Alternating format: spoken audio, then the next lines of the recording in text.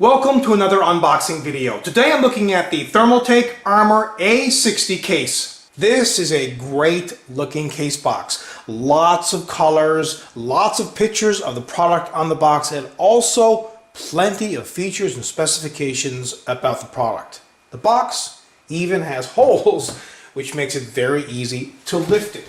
At the back, you can see there's lots of information here about the product. Okay, enough about the box. Let's just open it up. Remember, when opening a product with a knife, be careful not to cut too deep because you might damage the product inside of the box, and you do not want to do that.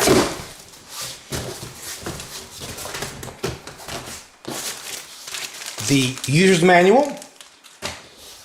And this case is packaged like most other cases, styrofoam on each end, and the case itself is in a plastic bag. Just flip this upside down and remove the box.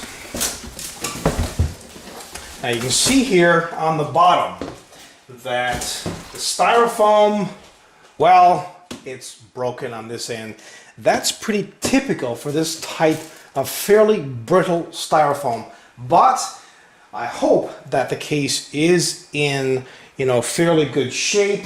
I don't find the other piece of the styrofoam here. It's on the back. So this just, due to impact, it cracked off. And you know what I do with the styrofoam sometimes to repair it if I am reboxing the product is just use some of this box tape and just go around the end to repair it.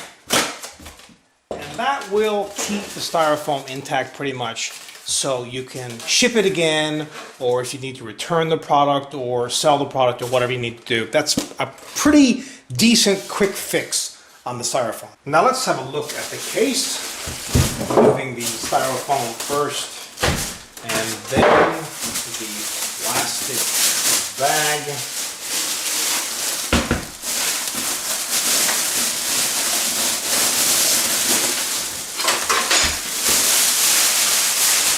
Now let me have a really quick peek at this product. On the side you'll notice there's a very small window, and they do have protective plastic on that, and I'll remove it. At the top there's a fan already installed. You can install another one right here. At the front there's lots of ventilation. Here are the 5 1/4 inch drive bays, a 3 1/2 inch drive bay. There are USB ports, a regular one, this is USB 2, this is also a USB 3 port, as well as a microphone jack and headphone jack. Here are the LEDs for the hard drive activity and power reset button and power button, and here's the external serial ATA port. The left side panel has this small window, also an optional fan can be installed, and this, well, I'll go into more detail on that in the upcoming video review. At the back, at the very top, are 2 grommeted holes. One of them is actually occupied by the USB 3 cable. Here's where the motherboard's I/O shield plate gets installed. They include a fan, expansion slots, extra ventilation.